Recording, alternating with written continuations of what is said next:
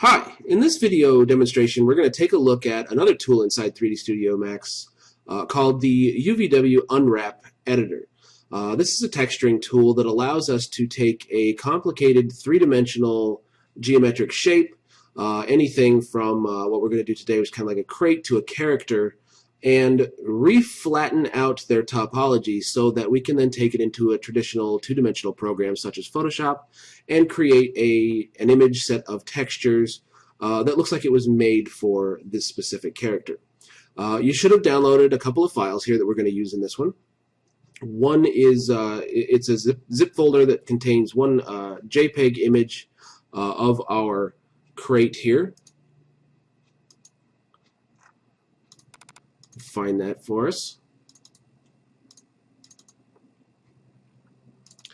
Which is just the 5 sides to the crate we've been playing around with here the last couple of modules.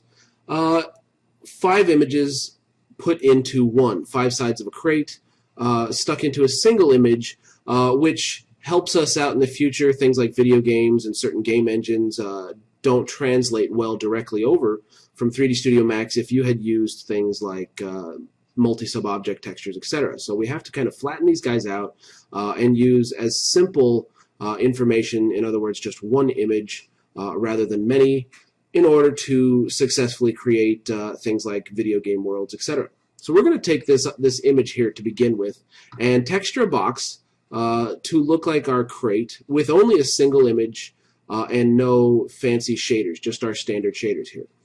This one was created in Photoshop. It's the same textures that we used for the other lessons. I've just put them all into a single larger image, 1024 by 1024 pixels, and we're going to load this into the diffuse map and texture a crate to look like the sides of these boxes without any special shaders. Inside 3D Studio here, we are going to go to the Create tab. Under our geometry and standard primitives, we're going to create a box here, so I'm just going to click and drag out a box, and then go immediately over to the Modify tab, and I'm going to make this box uniform. So we're going to give it a length of 75, a width of 75, and a height of 75. And there we have our cube, which is going to function as our crate. From here, we're going to open the material editor. Go ahead and hit M on your keyboards or open the material editor using this little button here. And choose an empty texture slot.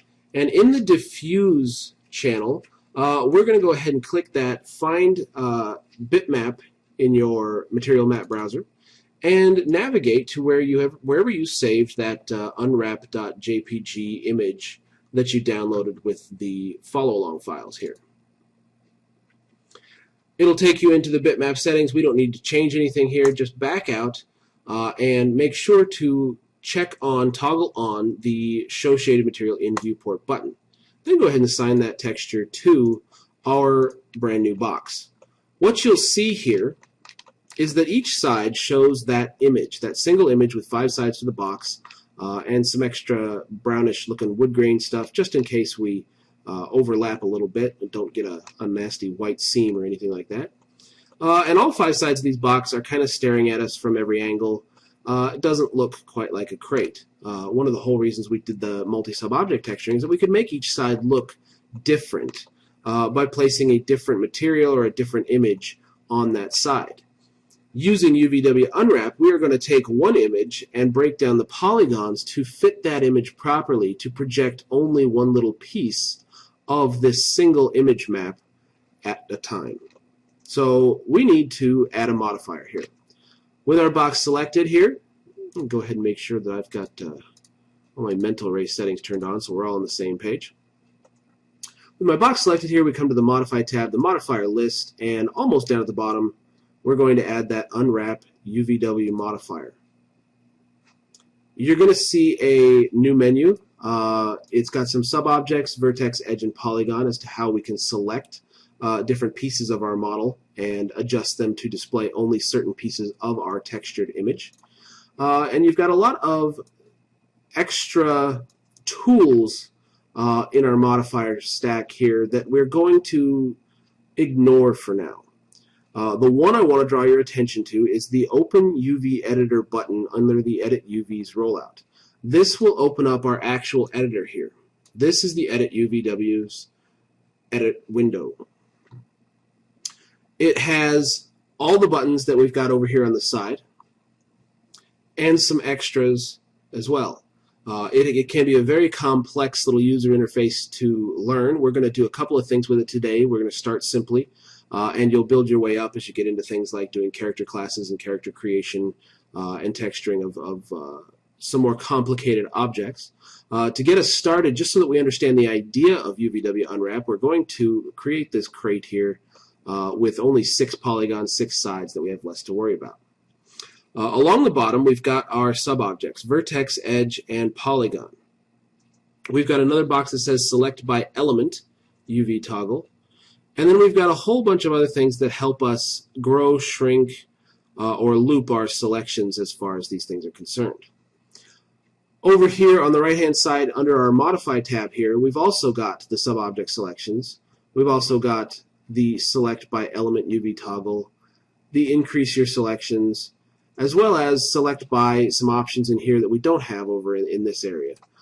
This one, for instance, is our ignore backfacing, and it's default toggled on, and I like to turn it off unless I absolutely need it, because otherwise, if I try to drag a selection, let's get polygons here, it won't always get what's behind it, and sometimes that can really mess you up. So I like to turn that off here. Whatever I select as far as faces are concerned on this box will highlight just the information in a sort of cage gizmo for the textures. You'll notice this yellow highlight shows up just like we would have had a planar gizmo on the traditional UVW Map modifier, letting us know that this is displaying outward from our normals the texture map, which we've got just the one image in our diffuse channel. I can select each one of these. It'll also highlight in this view. Currently, the box, they're all stacked on top of each other. So if I drag a selection around the box to get all of them, every single last polygon there, the whole box should light up red, and that lets me know that I have this entire box lit up red as well inside my editor. From here, we need to flatten this guy out, right? It's a three-dimensional object. It's a simple three-dimensional object, and we probably don't need to unwrap this kind of one, but it's a good way to understand this anyway. We've got several options for flattening out the UVs. The one I'm going to show you today is up here at the top under Mapping. Select Flatten Mapping, and a dialog settings box should open. In the future, we'll have to tweak some values here. Raising the polygon angle will give you larger puzzle pieces that you don't have to sew together quite so many little individual polygons.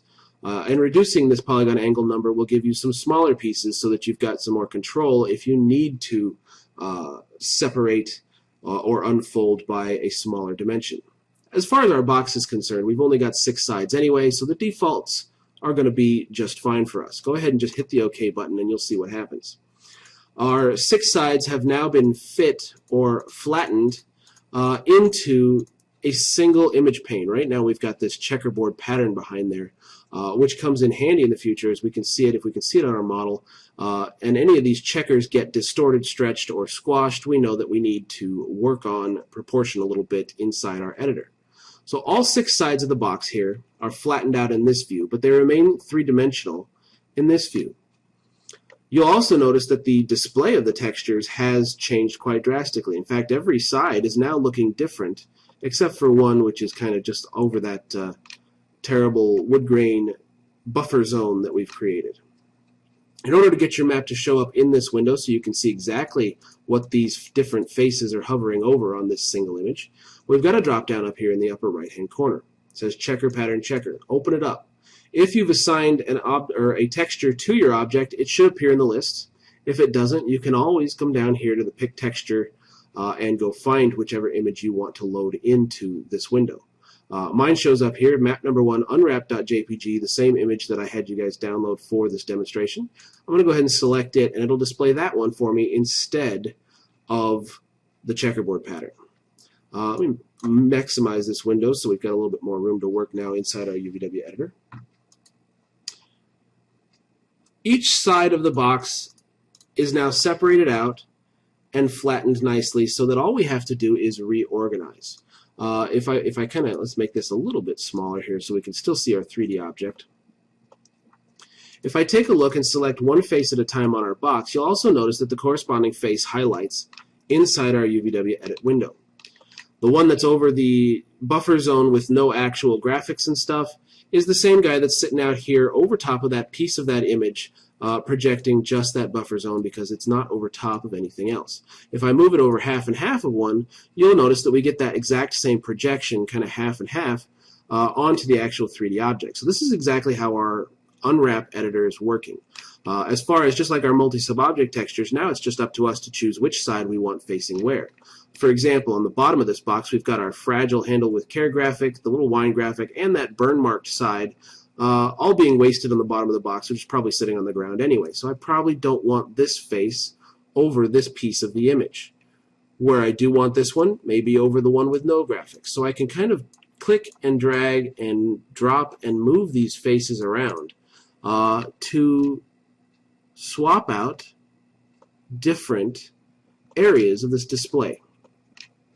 Likewise, this top guy, we can kind of just move these puzzle pieces around until they all fit where we kind of want them. The top one maybe I'll put over the one with only the smaller graphic until I'm happy with that one. Our angled one, and then the opposite side, maybe I want, since I've only got 5 box sides and 6 on our actual crate, one of them is going to have to be doubled up. So I might choose this angled graphic here to show up on both sides. This guy's floating over here, so I can also stack these on top of each other so that 2 sides display pretty much the same thing. This guy's fine there, and then our last piece, which is kind of off kilter still, with that burn mark and those graphics, we can now move in, and we have just unwrap textured a crate that we can go ahead and drop directly into a game now. This is UV editing at its most basic. It's not quite good enough for most occasions. In fact, most boxes and stuff, we don't really need to do this because they're simple. They're simple low poly objects. That being said, things like creatures and characters for video games, we have a lot more work to do. The second file that I had you download in the zip folder, we're going to go ahead and close out our crate and open up this other new file. Save it if you like. The second file here is a 3D Studio file. It's entitled Unwrap_Orca, and we're going to open it up, and it's actually a creature model or a character model here, still fairly low poly, of a killer whale looking creature. We're going to go ahead and check out some of the other features of UVW Unwrap, as well as get a better feel for how the Unwrap editor works by unwrapping a more complicated, more complex object such as our Orca whale here.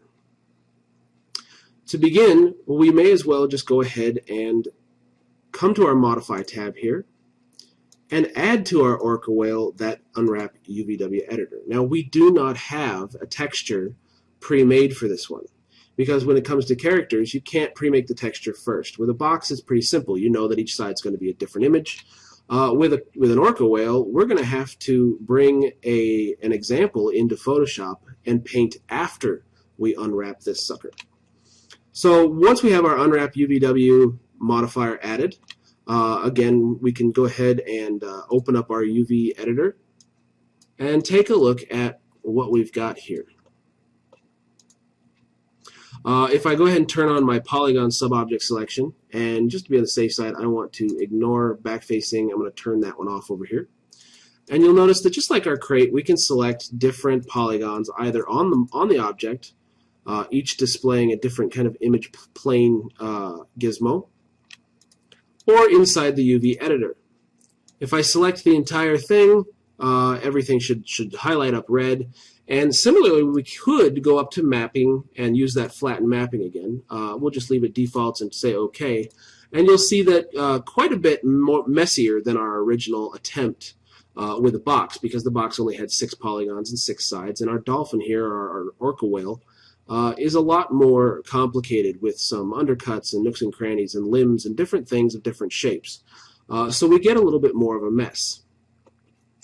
Regardless of this mess, this is usually where we're going to start with a character, especially a more complex character that may be your main character and need a lot more graphics than probably our creature character over here necessarily needs. I can undo, if I can just Control-Z a couple of times to get this back, because rather than using that flatten mapping for this guy, he's a little bit more simple of a character than a lot of the ones that we would use flatten mapping for. So we're going to go ahead and dissect him on his own, just a little bit by bit. With our polygon selection turned on, we're going to spend a lot of time over here at the model and looking in both of these windows back and forth here.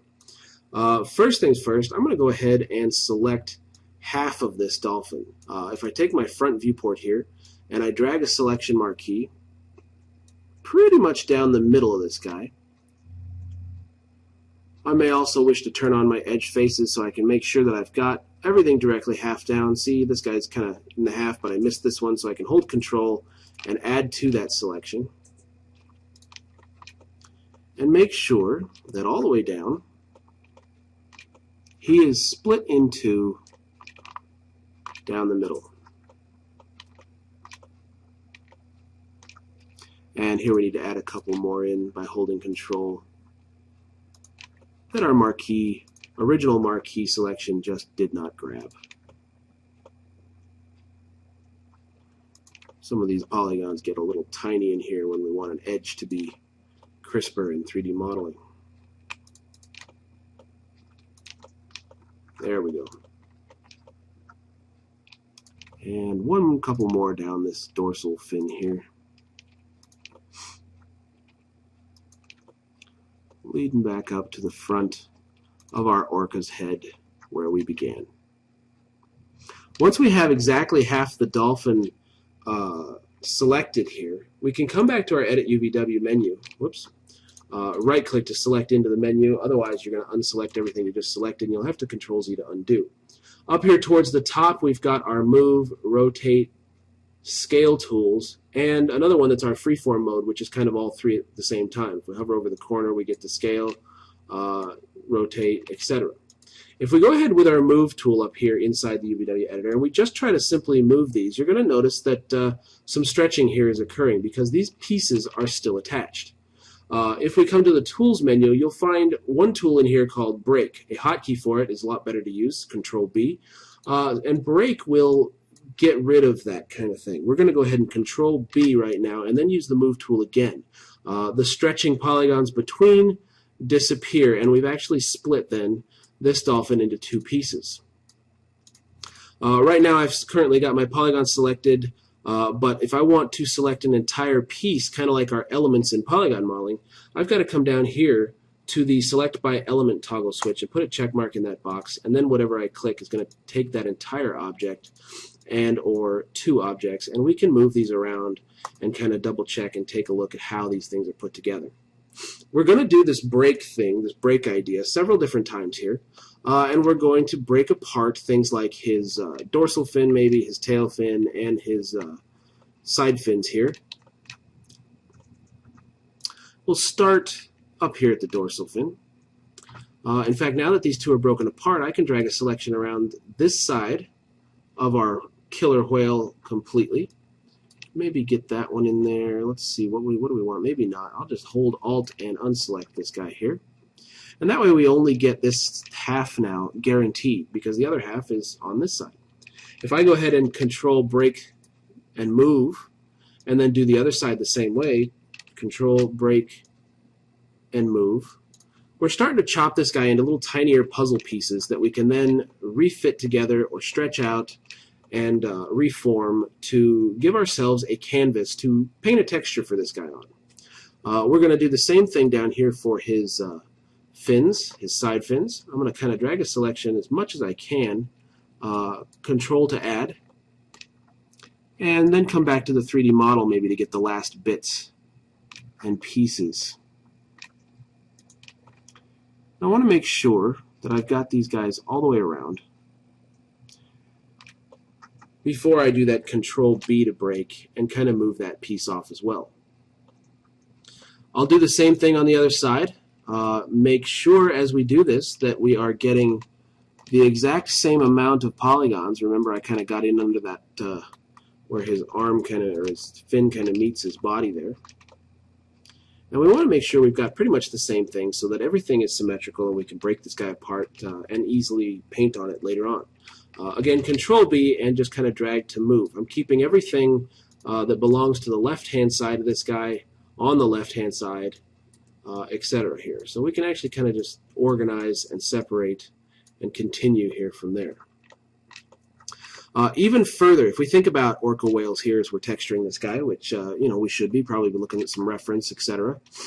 For this, we're just going to try and use my memory here. The underside of their fins, I don't know whether they are black or like the underbelly white. We might as well make it simple on ourselves, and we can do black, but we can flatten these guys out a little bit further to add things like, I don't know, scars from boat propellers that he's bumped into or gotten into fights with jaws or any number of different things. So we can go ahead and flatten this guy out even further a little bit by selecting the polygons only on the back side of this fin. And maybe that one little guy hiding up in there. And Control B to break those separately once again. With this selection currently still selected on our guy here, I want to show you another tool. It's back over here on our Modify tab, and what we're going to do is called Pelt mapping. It's this little button down here that looks like a bear hide or a bearskin rug, and if we hover over it, it'll tell you Pelt map. Go ahead and click on that, and what's going to happen is your UVW editor changes and another dialog box shows up. The only selection we had currently made is now showing up, and you've got these kind of stretchy rubber band or elastic pulls now on this guy. The way pelt mapping works is it tries to stretch out along the edges, just like you would if you were skinning a creature as a hunter and stretching the hide and tanning it and all that good stuff. The menu over here, we've got a Start Pelt button and a Start Relax button. They both do a little bit differently things. The Relax button just kind of let goes a little bit, and then whenever it finishes calculations, it'll just undo. The Start Pelt button pulls like a facelift, which kind of is a lot easier, a very nice, fast, quick way to flatten this thing out completely. No polygons that may have been slightly wrapping around a surface any longer, because we've stretched this thing out pretty perfectly and pretty accurately this way. Once you hit the Start Pelt button and it does that, you can go ahead and hit the Commit button down here. And our new piece is now very large, but now perfectly flattened out.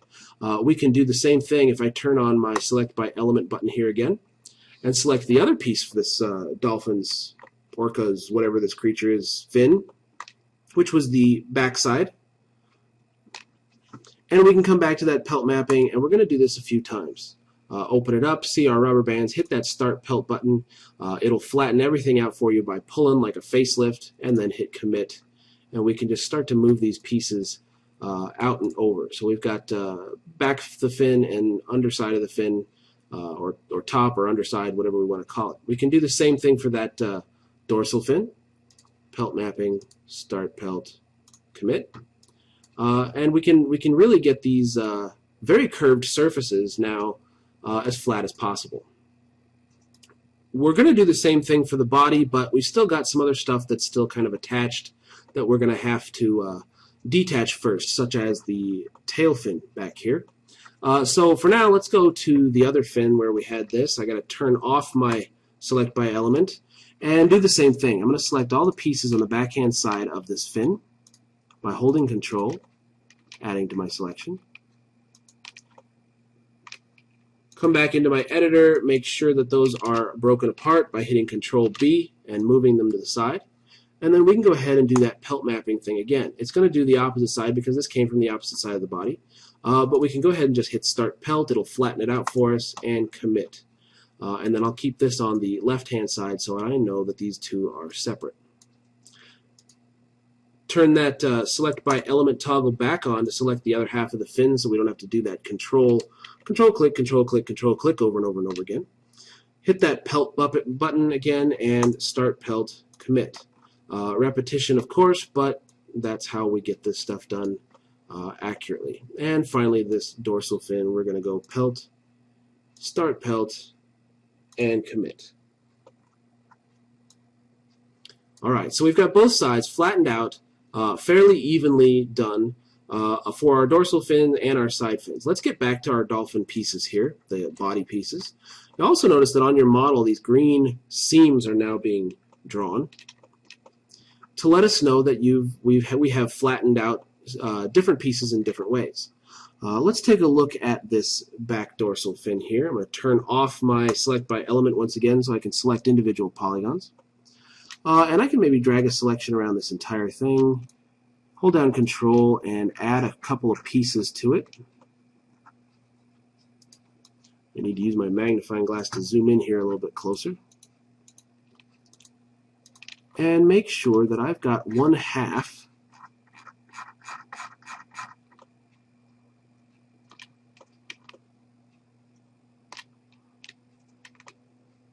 of this guy's tail fin all the way around. Good. Once I've got that, we can Control B to break it and move it over. You'll notice that this one, the polygons in the Edit UVs window are all squashed together and turned around facing the opposite direction. So this pelt mapping is going to become very important up here because we need to flatten them out and face the camera or the texture plane rather than have a three-dimensional image at all. Again, we're breaking this three-dimensional shape up and flattening him out so that we can easily paint on him in a two-dimensional program. Likewise, what we did before, we can go ahead and divide this tail fin here into two different parts, the back side and the front side. I'm going to start with the back pieces here, and I'm going to hold down Control and just select everywhere that I think I'm going to want probably that good old-fashioned Orca black coloring. Wrap around the sides here a little bit and grab only the backhand pieces. We'll get these guys in there as well just because I think that black color wraps around, but we want to make sure that we don't have any of the ones underneath so that we can maybe paint some of that white underbelly or some scratches and crags and who knows what underneath this. And once again, I'm going to go ahead into my UVW Edit menu here and Control B to break and move it aside. While I've still got this done, we can come over to our Pelt Map button and start the Pelt Unwrap, which will flatten the back hand of this out perfectly for us, and hit Commit. And now it's facing the proper direction. This is going to be the front hand side, or the top hand side, I should say. So I'm going to keep it on this this side over here, along with the top hand of the side fin, etc. Then I can select the rest of that side of the fin and do the same thing. Pelt mapping, start pelt, where we've got, it looks like, a little bit of a problem. It's trying to pull one piece of this guy out for some reason. So instead of going ahead and committing this, I'm going to hit cancel, and I want to take a look at what has happened here.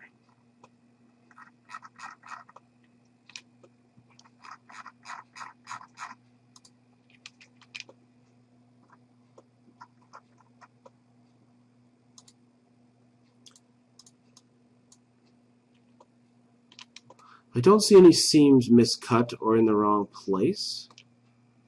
Try this again. Maybe a relax, but it looks like one definitely is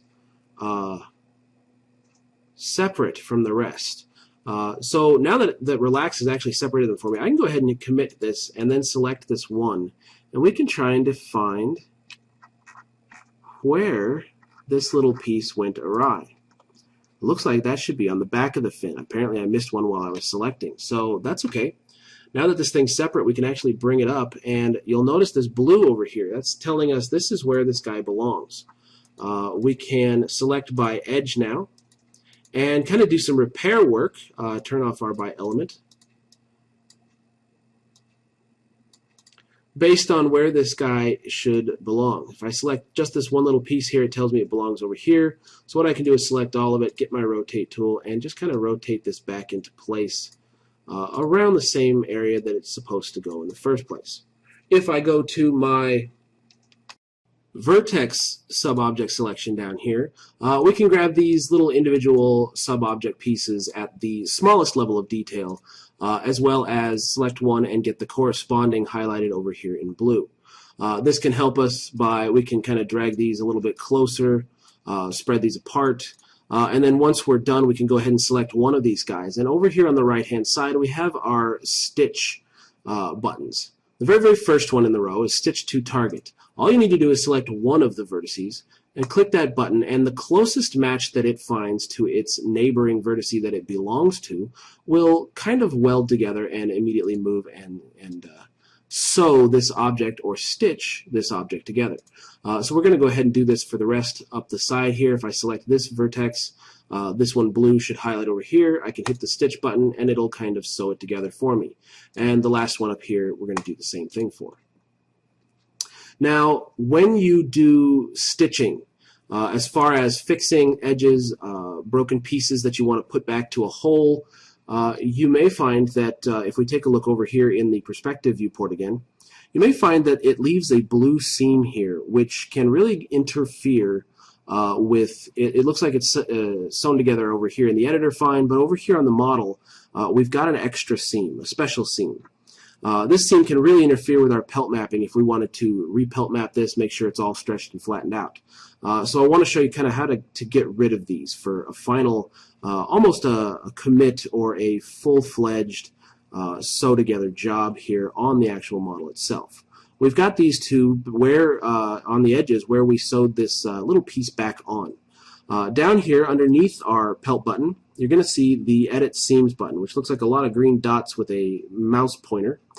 We can turn that on in order to toggle on the Edit Seams, and then hold Alt on your keyboard and click wherever you see one of those blue seams to kind of finalize that weld and sew those together forever. You can also add them if you hold down Control if you kind of want to carve things apart or separate them, etc.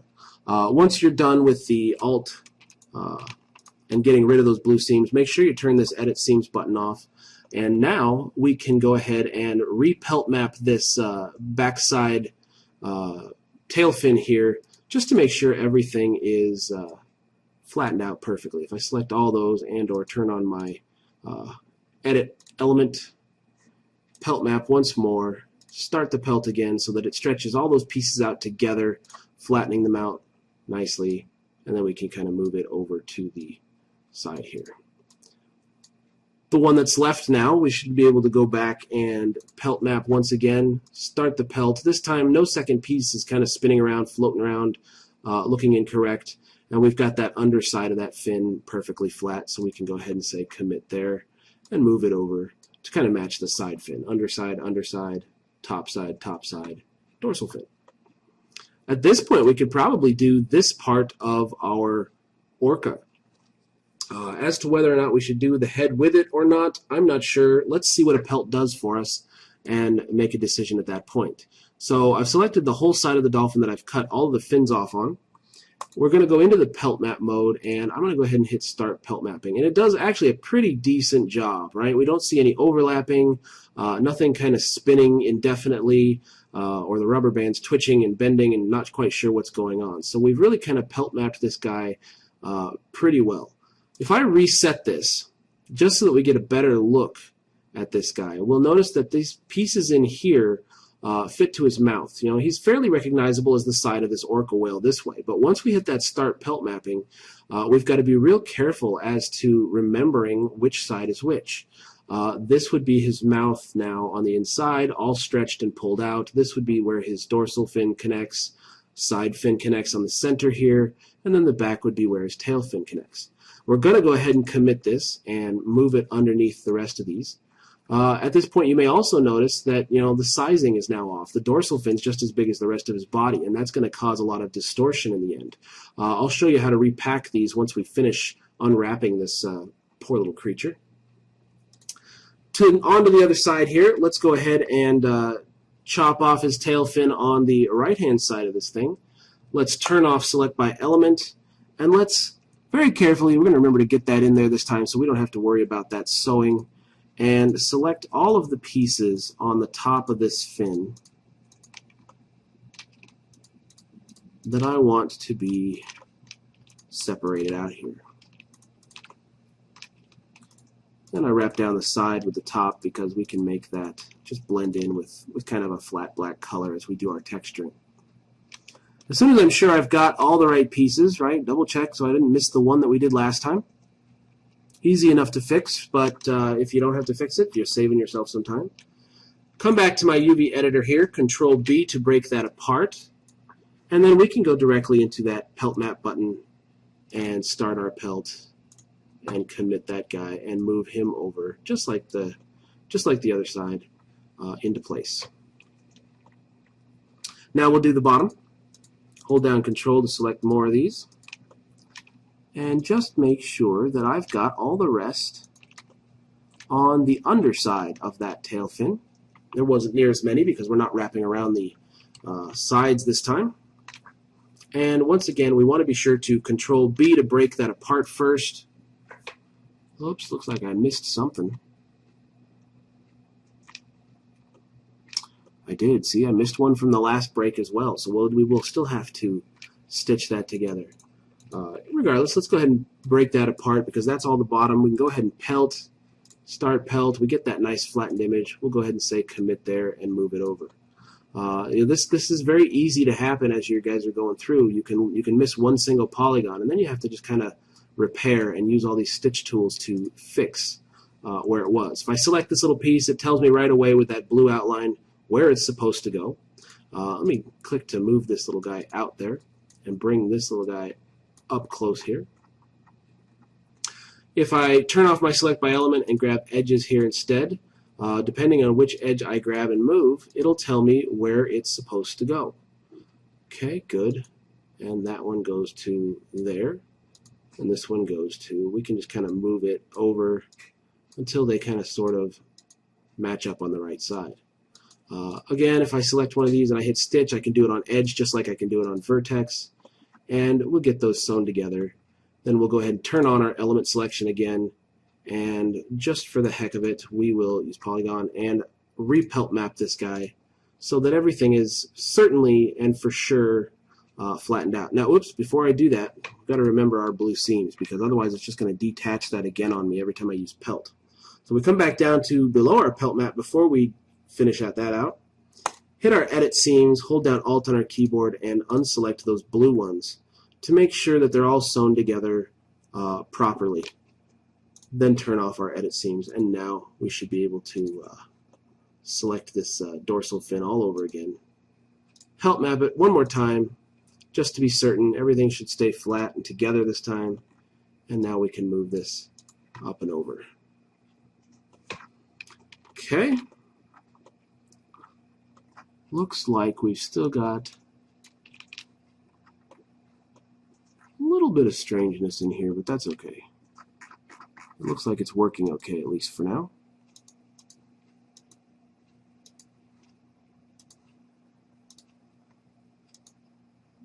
You can always kind of make sure that we Alt and edit those seams together just to finalize any issues. Okay. Zoom back out of our dolphin here. Now that those fins are taken care of, we've got one last piece, which is the other half of the dolphin's full body, and we should just be able to go ahead and Pelt map that, stretch him out, and say commit there all over again. Now, just remember, take a good close look and remember where the mouth was, where the side fin's supposed to attach, the dorsal fin and the tail fin, because we're about to repack these. As we brought up earlier, you'll notice that the bodies are actually smaller than the side fins and dorsal fins and all that good stuff. Well, the UVW Unwrap Editor has come with some arrange element buttons down here on the right-hand side. And if we select all these guys and we use this, this main pack custom button here, it will try its best to rescale and package or fit all of these pieces into that image plane, our checkerboard that we've got here again. You may have to do some minor readjustments as well as, because it's going to automatically move these on us and everything, we may also need to kind of push things in and reorganize a little bit. I like to, once they're all resized, go ahead and say, okay, this is the back of the tail fin on the left-hand side. So I like to move it over to the left-hand side. See, this one's for the side fin, so I'll just kind of reorganize this a little bit. This one's the underside of that fin, so I can say right or top and do the same thing for the other side. Looks like they kept those together fairly well.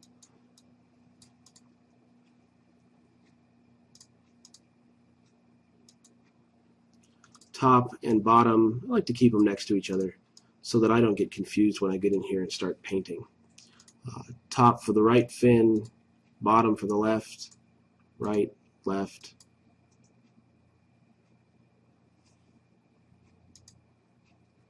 And we'll swap those just so that we follow suit, and that'll just help us organize here in the future. And then the dorsal fin we could probably pull over right next to the other side and keep those together. Move this up a little bit. Make sure there's no overlapping areas here. Our checkerboard pattern should display pretty nicely here now at all about the same level, right? The body is now the biggest piece. The fins seem to be about the right size for the body, and that arrange elements custom pack button really does help us out. From this point, we need to export these UVs and open them up in a program like Photoshop and do our textures and painting. In order to do that, we're going to go ahead and come up to our Tools menu up here.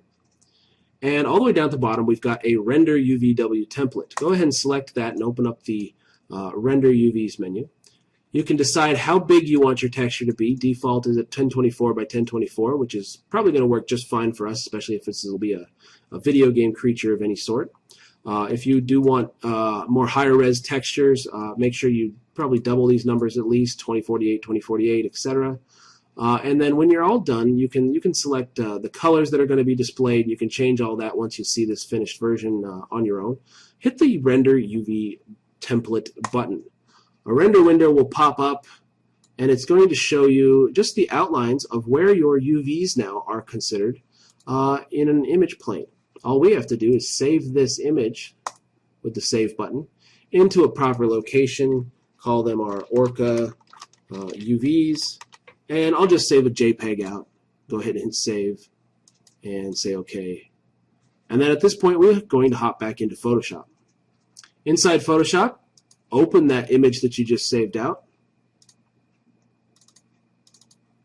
wherever it may be, Orca_UVs here, and it will show up here as the background image of our layers in Photoshop. All we have to do is create a new layer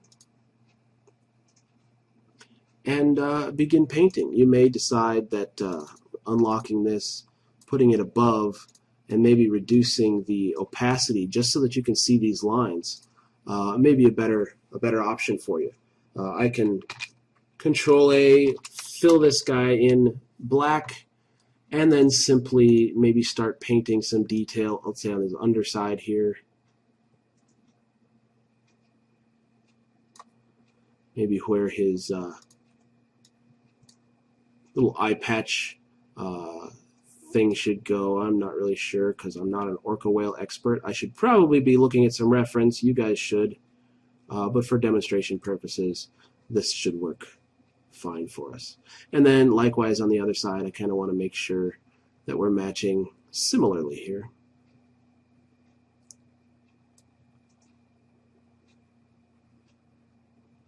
And I'll paint. And looks like we started maybe about there and came all the way over here and just filled in that underside there. At this point, I can hide the layer that is my UVs and just simply save out this image. File, save as. We'll call it Orca_diffuse. And we'll save that as a JPEG and jump back into 3D Studio to see if what we've done is going to work for us. Close out that rendered UV template, the menu. We can even close out of the editor now and come back to our dolphin. In the material editor, remember M to open that up if you had closed it down.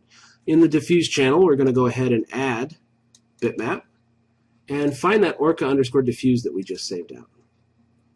It's going to load up this guy, already textured, where we can see that we have, in fact, turn off the edge faces here, given him kind of a white underbelly that runs along the length of his body, a couple of little, albeit they're a little crooked because I didn't take the time to measure, eye patches for our textures, and from here on out, all we have to do is keep jumping back into Photoshop and readjusting, moving things around to match the UVs. adding things that we want to, as far as, you know, cuts and scratches and scrapes and scars. Give this guy some character, make sure his eyes match, and all of that good stuff. Hopefully that helped you out a little bit with the UVW Unwrap Editor, and it'll get you started doing some basic unwrapping. Here in the next video demonstration, we'll go over some stuff that also uses the Unwrap Editor to create some of our texture maps in 3D Studio from our other shaders.